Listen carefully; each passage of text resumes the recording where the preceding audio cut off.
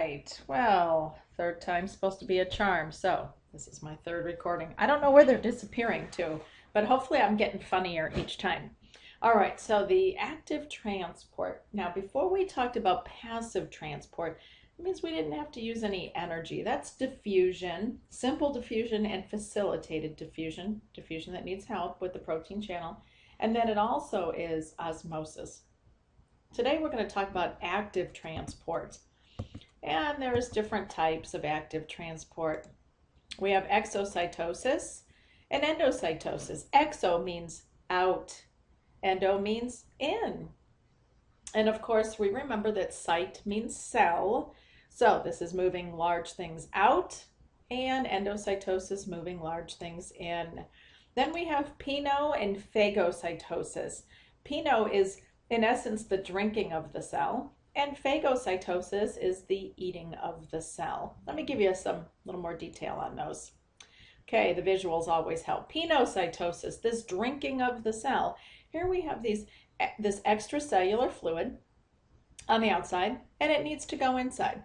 And it can't go through that membrane. So what happens is you can see the cell membrane starts folding, it starts jutting out there, and then it's going to start wrapping around, and this fluid inside here, eventually that membrane's going to pinch off, and then you're going to have this vesicle filled with the fluid, and it's going to bring it into the cell. Here's a little cartoon example of it. You can see that material on the outside, the membrane wraps around it and brings it into the cell. Endocytosis, same thing, brings it into the cell, but now we have phagocytosis. So pino is basically the cell drinking, phago is the eating, could be bacteria, could be food particles, whatever it is too large to pass through this cell membrane. And so the cell is able to bring it in through means of engulfing it. So this cell membrane is going to wrap around that bacterium or that food, and then it's going to again pinch off and bring that into it through means of this vesicle. I love this picture. Look at dun dun dun dun dun dun.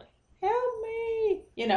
Oh no, he's coming for me. He's going to just wrap around. I say he, it's really gender neutral, but it's going to wrap around it and then bring it into the cell. Isn't that so cool? It's just so cool. I love that picture. I know I need to get a life. Okay, here's another good one. Look at this one. I don't know about you, but I think it looks like the man in the moon or something. Here's a little face, and he's yelling out, "Help me, he's got me," really. So the cell membrane extends around this yeast molecule, and it's going to pull it right in.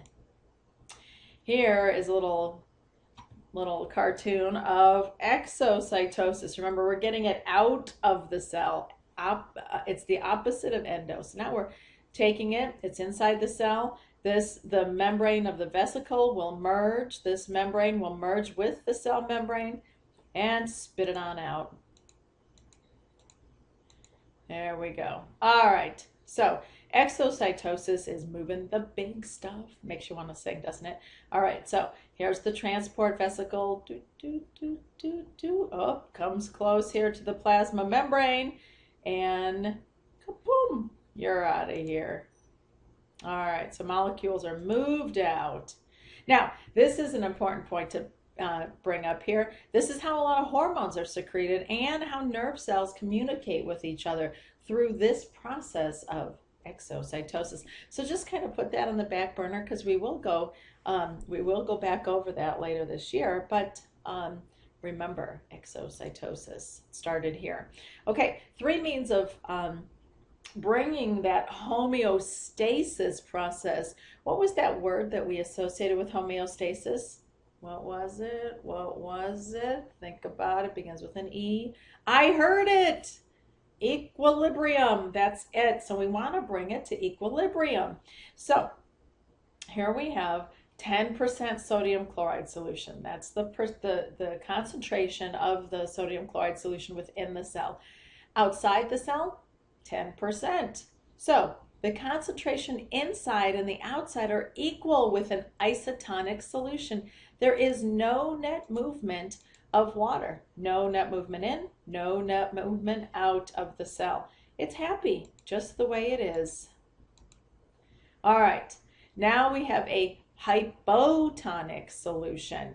Now, here's a little clue. This is going to help you remember the difference. Hypo is going to form a big old O. The concentration of the solution is lower than the concentration inside the cell. So inside the cell here, we're at 20% sodium chloride. Outside is 10% sodium chloride. So what way is the water going to have to move in order to bring this to equilibrium? That sodium chloride can't go anywhere, and so the water is going to move, and that water is going to have to dilute the 20%. So the water is going to rush into the cell. Well, when water rushes into the cell, think about making those water balloons. What happens to the water balloon when you fill it with water? It gets big, and then it can explode. So the net movement is into the cell. So the cell itself is going to swell and quite possibly rupture. Hypertonic solution. Now we have where the solution is higher than the concentration inside. So here the solution in the environment is 15%. Here 5% sodium chloride. So what direction is the water going to move now? You guessed it. It's going to go outside of the cell. And so if the water is leaving the cell, what's going to happen to the cell? Ding, ding, ding, ding. Ah, yes, indeed, you did get it. It is the cell will shrink. And the water's moving. Oh, I love this table. I just love it because it just gives us such a great visual. All right, so isotonic. We have no net movement. The internal solution concentration is equal to the external solution concentration. Now this is a red blood cell right here. This is what they look like, kind of like an inner tube, or you could think of it kind of like a lifesaver, or you could think of it kind of like a donut that the hole didn't go all the way through. That's my personal favorite. But okay, so here is our red blood cell, isotonic. That's what it looks like. Woo, go on up here. The concentration is higher inside than outside. So we've got to bring it to equilibrium. So we've got to dilute that concentration inside, so the water's got to rush in. Woo! The cell will swell. Right here. Hypertonic, you have concentration is higher outside the cell than inside. So the water is going to rush out, and yep, you guessed it, it's going to flatten out like a little old pancake. Here's this is another picture. I like this picture too, for to give you the visual of the concentration. So again, isotonic, equal concentration in and out of the solute of the whatever the concentration is.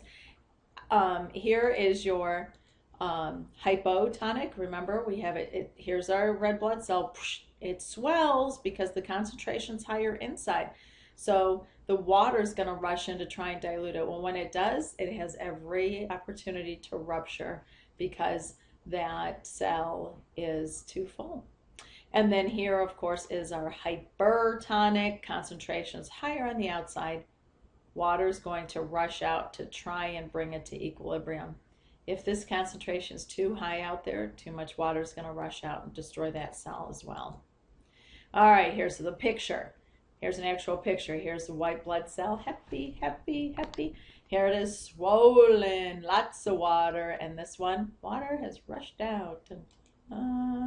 Iso, hypo, hyper.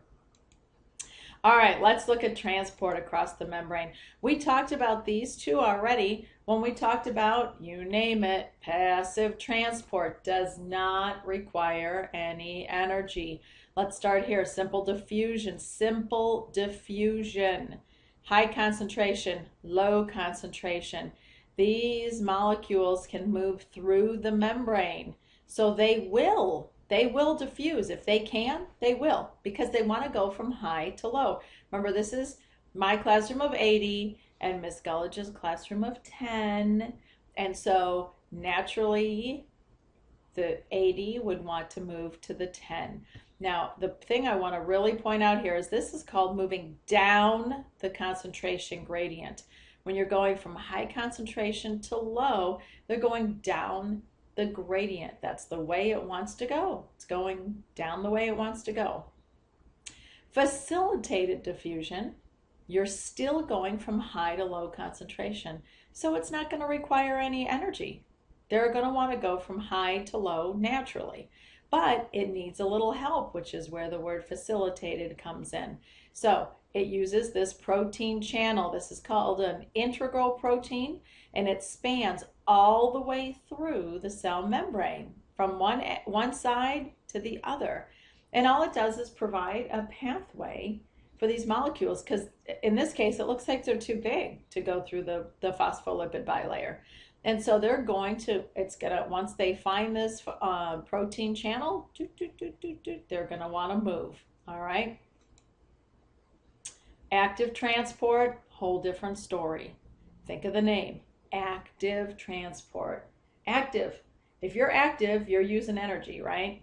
So active transport, you're going to go from, this is going from low concentration to high.